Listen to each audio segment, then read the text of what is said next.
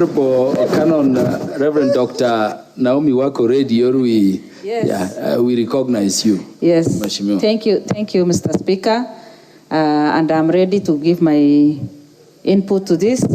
I want to support the report from the onset and also congratulate the chair, Mheshimiwa Fatuma. You've done very well. I must congratulate you for doing this, and you have presented it in a very good way. That is why we are here to support you and continue with that spirit, because for some of us, the sky is the beginning. Thank you. Mr. Speaker, this report is what Kenya needs today, putting into consideration the many challenges that our country has gone through. And especially when we know very well that this report covers the area that most of us belong to, and especially women reps, because special funds, the women fund, the youth, and everything, and people living with disability, the affirmative action, this is all under us. And many are the times that some of us do not even know how to get access and how to help our people to get access to these funds. Mr. Speaker, the report has brought out the weaknesses, the challenges that has been there. And if we put in order all this, and if this report gets the attention that it deserves today, then we are sure that a lot of transformation will take place, some things will change, and we will be able to overcome the challenges. Mr. Speaker, the report speaks about equalization fund. The report speaks about women enterprise funds, strategic food reserve. And when we look at ourselves today, Kenya does not have food. We are importing food. And just some few months ago, many of us were in crisis because we couldn't get enough food even to feed our people. If this particular strategic food reserve trust fund is taken care of and well utilized, I know very well that we wouldn't be where we were just before the rains. Mr. Speaker, when you look at Women Enterprise Fund, a lot of mismanagement has taken place. Women who needed to do business in all this have suffered because they cannot access the funds that are there. Sometimes it is the rich who get the money and enrich themselves. The poor who would have been uplifted and who would have reduced the poverty levels in their lives are still there struggling. We are talking of youth enterprise funds. Today in Kenya, we know that many of our young people are not employed. We have graduates in our homes. We have people who have first class, second class, and who are not employed. Some of them have gone into depression and they cannot support themselves. Some are at the age of starting their own families, but because of the financial constraints, they cannot even imagine of having a girlfriend, live about marrying a lady. Mr. Speaker, if all these funds were well utilized, the idea of Kenya, or what we have been crying about, is saying we are reducing poverty, and we want to overcome poverty in our counties and in our villages and in our society, this would have served a very good purpose. This would have helped us to reduce the poverty level of our people. But we have not been good stewards.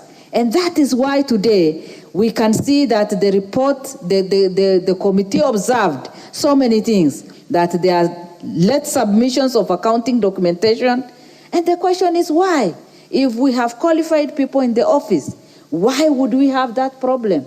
They should have reported, they should have placed everything in place and cited the gaps that are there so that those gaps can be sealed and we move on. A lot of negligence has happened in the past. and people have not been good stewards of the resources that God has put in our hands. And that is why today, many Kenyans who would have benefited from this are still suffering. Failure by accounting officers to submit the necessary documents.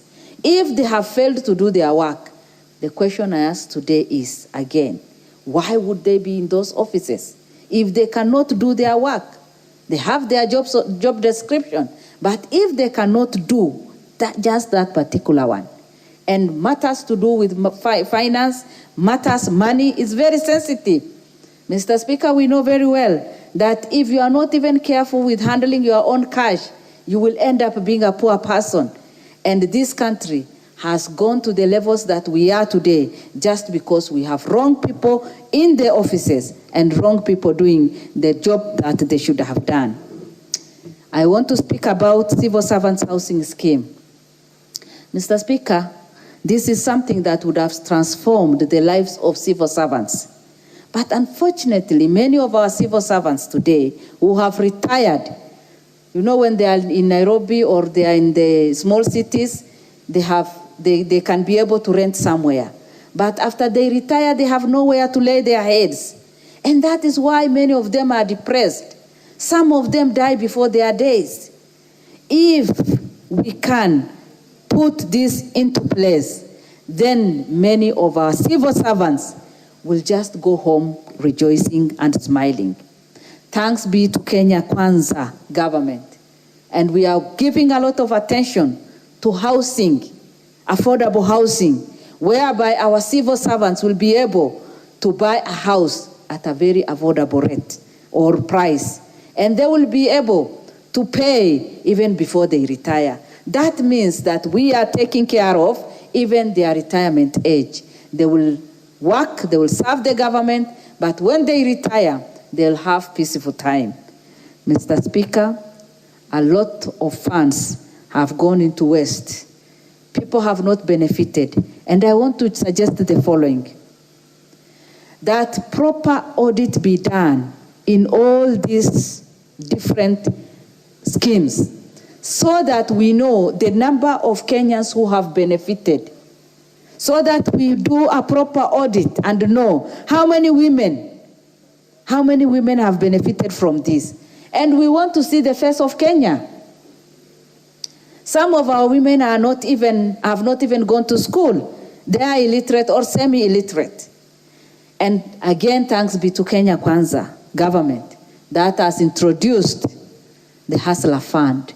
Today, even a poor woman in the village can just use her phone and get the money. We were in Sagana the other day, and somebody said that the people of Jerry around that area are doing very well in borrowing the money and transforming their lives.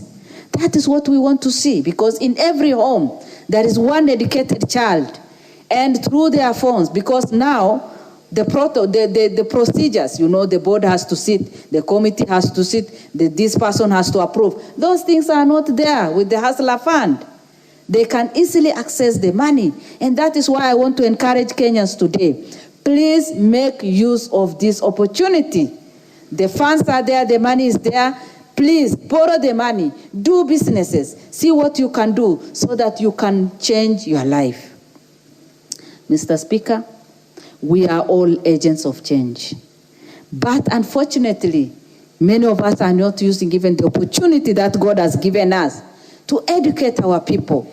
Civic education is very important. How to do business, how we can help our young people, the women, and especially when a woman is empowered, you have empowered the entire society. So I encourage many women, young people who are just sitting in their homes, having their certificates in their homes, please access these funds, do business, transform your lives so that we can have a better society and a better country, a healthy society, so that we can even take care of our families in a better way. Thank you, and I support the report.